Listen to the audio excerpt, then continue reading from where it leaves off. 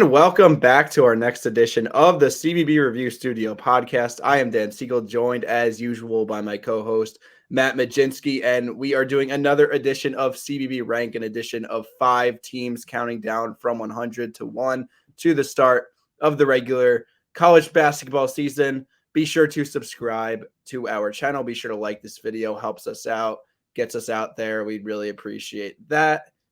And let's get started. So number 75 on CBB Rank today, we're going to talk about Arizona State. Bobby Hurley, he's been at Arizona State since 2016. And it seems like his seat has been pretty warm ever since he's gotten there. It's kind of been a weird situation, but he's never really had the plug pulled on him, obviously. Well, now he's coming off of a 14-18 season, another down year for the Sun Devils. Can Bobby Hurley once again do enough to keep his job there? What do you think, Matt?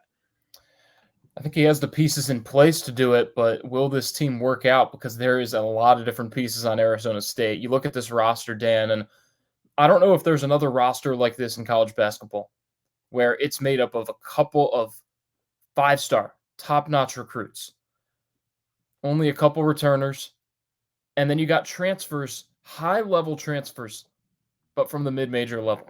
That's a very weird dynamic. I'll start with the mid-major level. You got Bashir Jihad from Ball State, guy who averaged 19 points, 8 rebounds. He can do a little bit of everything, offensively and defensively. BJ Freeman from Milwaukee averaged 21 points a game there. And you've got Austin Mason from Missouri State, averaged 17 points. Obviously, these guys are not going to all average 17, 18, and 21. They're going to come down a little bit. Someone's going to have to take a lesser role than the other. You got Adam Miller returning. That's a big thing for this Arizona State team. And then you got a big man, Jaden Quintance, Josan Sanon, a couple top 25 ranked recruits.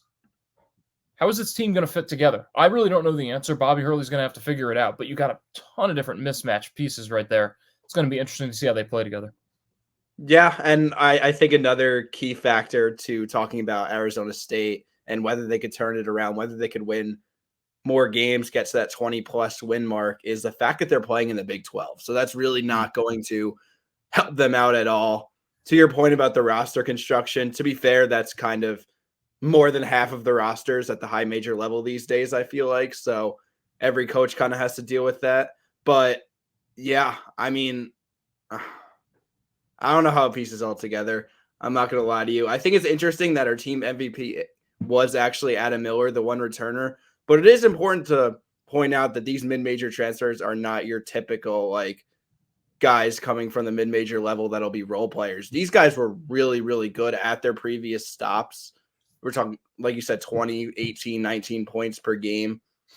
I think, really, it's a tough Big 12. It's put up or shut up time for Bobby Hurley. It'll be very difficult for him to compete, but he has to find a way. I think he does, because it's just been too much. I don't even want to say mediocrity. I guess mediocrity is a generous way of putting it, but I think he really needs to have a favorable season, prove a lot, and he has the pieces, but we'll see. Look, it's a make or break season for Bobby Hurley. I mean, look, I know what you're saying. The transfer portal affects every team in Division I basketball, power conference basketball, but it's a little bit different when you've got 3 guys who were all of them were the star on their respective mid-major teams. Now, probably 2 of them are going to have to take a pretty big backseat role. You would think that maybe Bashir coming over from Ball State as the big man might be the guy who's able to keep his role up, because no way Adam Miller sacrifices much in the backcourt. So I don't know if Austin Mason's going to have to take a backseat and maybe be more of a distributor. I mean, BJ Freeman, you look at, averaging 21 points. How are you going to tell a guy who averaged 21 points to be like, hey, you might only get 6 shots this game? Yeah. I don't know. It's going to be an interesting thing for Bobby Hurley to figure out. He did have, I think, 4+ assists per game. So he's just an all-around, great offensive playmaker type guy. Yeah, we'll see. I'm not sure I want to give Bobby Hurley the benefit of the doubt. I'm not sure.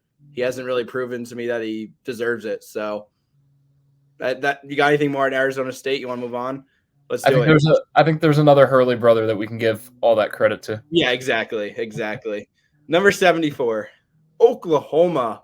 Another program that needs to start showing, I think, a little bit more consistent success. I think this is on a smaller scale, by the way. Oklahoma now in the SEC. I feel like I need to clarify all these conferences now because it's just jumbling up all over the place. But they're coming off of a down-ish year. Last year, they were in the Big 12. They still won 20 games. They were fine, not tournament, not like great. But this team, I look at the roster this year, they have some serious shooters. 1 through 4, everyone could shoot. Even on the bench, they have shooters. You got Jason Moore, their stretch 4. He shot over 40% last year. You added a couple of solid shooters. You got Kobe Elvis from Dayton, a guy like Jaden Jones from Long Beach State. He could be solid. But I think what's really interesting about this roster is the high point transfer, Duke Miles. Because Duke Miles is going to be the starting point guard, and highly likely that's the case. And he was really favored by the analytics. Ariel wrote that Evan Mia had him in his top 100 players last year overall in the entire country. I'm not sure if that is I think that might be adjusted for competition. Don't quote me on that. But either way, like, he's a really good player coming in. There's a little concern because his numbers did drop off in small sample size against the highest caliber competition last year. Duke Miles played very poorly against the SEC team he played in Georgia. But they're going to need him because you look at this Oklahoma roster and there's not a lot of ball handling depth, right? It's really just him. He's going to have to lead the way there. And that's really a characteristic of why he is our make or break player. Like, he is truly make or break for Oklahoma. That's Duke Miles. Yeah, no, I like that because off the bench, they really don't have a point guard. I mean, Bryson Goodine, who's now on his 4th school in college basketball, could be a guy, seems to be the guy off the bench. Let's not forget, though, Kobe Elvis averaged over 3 assists at Dayton. I mean, the ball handling depth might not be there, but the playmaking depth, it looks like Miles and Elvis could be a pretty good 1-2 punch. And I kind of like this outlook. And I know that this might seem a little bit going back on what I just said, but Oklahoma also brings in a lot of mid-major transfers, but Miles is the only like top-notch mid-major transfer, right? Yeah. Like, you get a guy like him, okay, he's expected to come in and do that here at Oklahoma. Kobe Elvis, Dayton, I mean, they're not even really a mid-major. They're pretty much a power conference team when you think about it. So he's going to fit in just fine with the Sooners. Jaden Jones, again, was not the guy at Long Beach State. He was a shooter. He was a key piece. But I don't think he's going to be itching for 15 shots with this Oklahoma team. He's going to understand his role. I think you can say the same about Goodine, who, by the way, 47% from the three-point line. Yeah. That's out of this world. Oklahoma's going to be able to shoot the ball well. They might not have Trae Youngs, but they have a bunch of Ray Allens on this team. I don't know. I could have come up with a better comparison, but you know what I'm trying to say, right? They got a bunch of guys who can shoot the ball, and that looks like it might be the identity of this team. I'm not sure if you've read the article very recently, but there was a stat that was in there. There were 2 teams that finished top 50 in both offensive and defensive efficiency per Torvik. One of them and did not make the tournament last year. One of them was Oklahoma. Do you know who the other one was? Who was it? It was Pitt, but just 2 teams, Oklahoma being one of them, that finished top 50 in Torvik's offensive and defensive efficiency. I don't know if there's like much basis off of that stat besides the fact that they had potential, kind of could have won enough games, didn't win enough games. But yeah, they were one of the better teams that didn't make the tournament last year. We do project them 16th in the expanded SEC. I'd probably expect them to be a little bit higher than that, but I would too. That's our site consensus. Moving on. Number 73, we got UAB.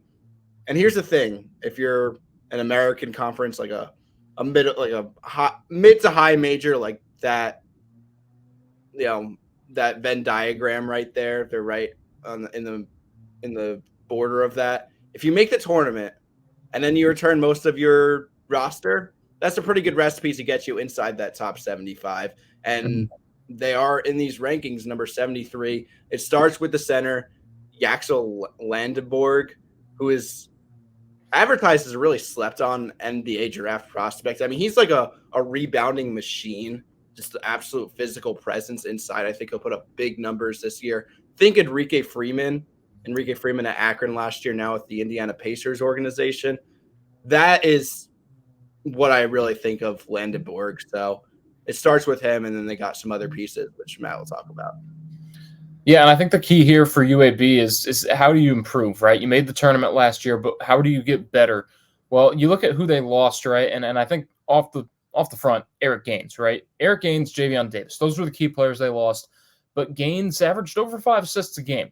You bring in Tyron Moore, who's a much more accomplished scorer than Gaines, only averaged 3 assists at Georgia Southern. So I think right off the bat, do you want Tyron Moore to continue to be the scorer? Is that what you need? Or do you need him to dish it out more?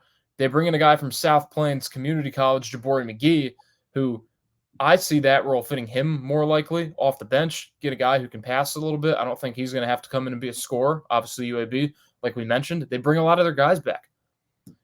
I see this team being pretty similar to how they were last year, though. I would have liked them to add another transfer, another big-time player.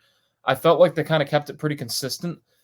I mean, you never know who wants to come there, who you're talking with, but it just felt like if they could have brought in someone real good, UAB, we could have been talking about them a lot higher than number 73. I think they are better than 73, but it just seems like they're the same team they were last year, just kind of plugging and placing. I think Tyron Moore could be that guy. Tyron Moore, the Georgia Southern transfer, because he's running the point this year. I think that is a pretty huge addition. You look at his numbers last year; he was very good, and UAB traditionally has had a go get me a bucket guy, like a guy that's like down the stretch in crunch time. I need a bucket. This is the guy I want the ball in his hands, right? Yep. Jelly Walker, that's who I think of. They didn't have that last year, but I think Tyron Moore could be that guy this coming year. So I think I'm a little higher on Moore than you are. Maybe that's the difference in our perceptions of the team. But what are your thoughts? I'll end the segment on this question. What are your thoughts on the American Conference in general? Because we have UAB second in the American. I don't think it's much of a spoiler to say we have Memphis first. We'll get to them at some point. But I feel like the consensus around the nation is Memphis. It's their conference to lose, blah, blah, blah. They're going to run away with it. We all know what happens when you say Memphis is going to win the American. Memphis is going to be as good as their talent indicates they can be. We all know what happens. So do you think UAB is a serious contender to win this conference? I think they are. I mean, they obviously were a tournament team last year. I know I probably sounded pretty harsh on them, but when it comes down to it, Tyron Moore is a very good basketball player. They bring him in. He should be able to be just as good as Eric Gaines. It just depends on, okay, what's the playmaking going to be like? Who's distributing the ball? But I still think UAB is going to be a team that wins over 20 games this season. And the difference between them and Memphis is that UAB is going to be starting out the season with a lot of chemistry. So they can start the non-conference out good. You know, they have some opportunities to pick up some solid wins before American play happens, and they're going to need to. But yeah, I do think that they are a legit contender with Memphis. All right. Cruising along. Number 72, we got LSU, another SEC team. They were looking like last year they were doomed once again. And then down the stretch, they won a chunk of games, kind of got themselves to respectability. Their backcourt is made up of 2 transfers. They got Jordan Sears from UT Martin. He was actually one of the leading scorers in college basketball last year. Another just mid-major phenom, not just any mid-major transfer, but a big one. And then Cam Carter from Kansas State. That's a really good 1-2 punch of transfers. Here's the thing, Matt, and I'll throw it to you in a sec, but I just want to say we have LSU. We have Oklahoma, 2 SEC teams in this episode. And I think Oklahoma is significantly better than LSU. I don't agree with the order of these teams in the rankings. And the reason being is because I struggle with seeing the amount of upside on this LSU team. They have a few exciting freshmen. Neither of them are in the top 50. And then they're banking on some breakout years from guys like Tyrell Ward, guys like Jalen Reed, guys that haven't really – they've shown flashes, but they haven't done much of anything yet, just like key role players. And you look at their statistical breakdown last year, they were a team that turned the ball over a lot. Like that was a huge issue. They were one of the worst teams in the country in terms of taking care of the ball. And a lot of them were live ball turnovers, which led to transition the other way. Things really need to turn around fast. And they have a really solid backcourt of transfers, but like I don't see it with this LSU team. Yeah, I mean, I saw LSU play live last season at the Dome, and they didn't look good. I'll tell you that much. I wasn't a fan of the way they played. They kind of looked sporadic all over the place. Maybe it's going to be different with a guy like Jordan Sears who can score and dish it out, and obviously he can just put up ridiculous numbers, and I think he's going to be expected to on this team because, like you mentioned, I mean, they lost 3 guys who averaged at least 11 points a game. And you bring in a guy like Sears, you bring in a guy like Cam Carter. Hopefully, they're thinking, okay, maybe the backcourt is solved by doing that. But what about these other role players? Who's stepping up? Is it going to be Tyrell Ward? Is it his turn to maybe put together a great season? Is Jalen Reed going to be able to do it down low? Is Robert Miller, a freshman, going to be able to play at an SEC level right away? I'm struggling to see it too. I don't know who the heck voted for LSU above Oklahoma in our panel, but I think we need to do some talking with them. Maybe suspend them for a little bit because this is actually a little bit ridiculous. The Sooners are a much better team than the Tigers. Yeah, we definitely got to look into that, but we'll move on to number 71, a team I think is underrated. I'll throw it to you. I'm sure you probably think the same thing. Syracuse Orange. They've been a little down in the 2020s. That decade has not treated them well. But I genuinely think this could be the breakthrough year for Red Autry.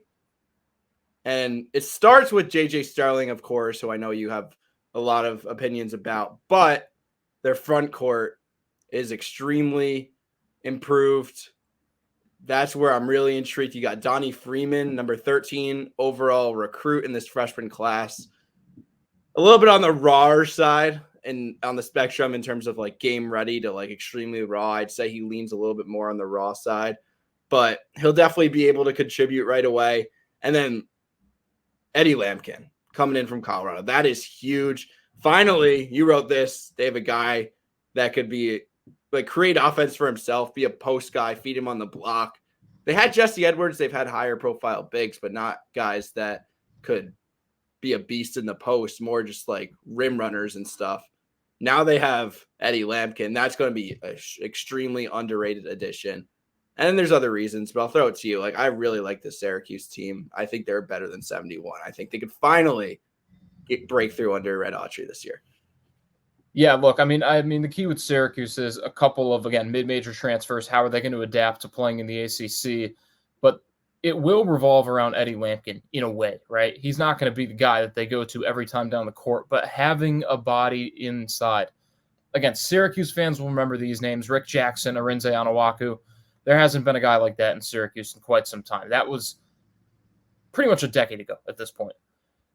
They've had some other players, but Eddie Lampkin is finally the big man they need. Enough with these slender 6'10", 130-pound big men. I want a real guy inside that can body around and command attention and let the guards go to work. And that's what this team is going to get down to. Dan, the depth on the wing for Syracuse. I don't know if any wing player on Syracuse is going to be able to play more than 20, 25 minutes a game. Yeah. And I'll count the guards in this. You got Jaquan Carlos coming in from Hofstra, projected starter, along with J.J. Starling, who will play off the ball with him. And then you got Chris Bell. He's going to have to play a lot of minutes because he just shoots the lights out. He's one of the best shooters I've seen play in person. And that's not, I'm trying not to use bias in this, but Chris Bell is a fantastic shooter. Jair Davis from Delaware, averaged 17 points. Kyle Cuff, a former high-rated recruit at Kansas, had an injury, played a little bit last season. Will his role expand? Elijah Moore, a freshman, top 100 recruit. He had some games in high school where he was having 8, 9, 10 threes a game. I mean, the guy can shoot. Then you got Lucas Taylor, who averaged 14 at Georgia State. And then you got Chance Westry, another former highly rated recruit, sat out the year, started his career at Auburn. What's he going to be like, right? He says he's fully healthy. Is that going to be the case? I think that the guard play and the wing play at Syracuse is going to be very big. I don't know which players are going to ultimately carve out their roles from themselves, but with Eddie Lampkin inside, he's going to command the attention. Everyone else is going to be able to find out their role on this team. They're going to look to J.J. Starling and Chris Bell first, but everyone else is going to be able to kind of understand what they have to do for this team to be successful, and I think they have a lot of pieces to make it happen. Well said, well said. Well, that will do it for today's edition of the CBB Review Studio podcast. Thanks everyone for watching and listening. Be sure to subscribe to our channels here on YouTube and our socials. We are on Twitter, Instagram, all of the above. So be sure to follow us there. You can see the handles going along the bottom of the screen. Once again, thanks for watching. Thanks for listening, and take care.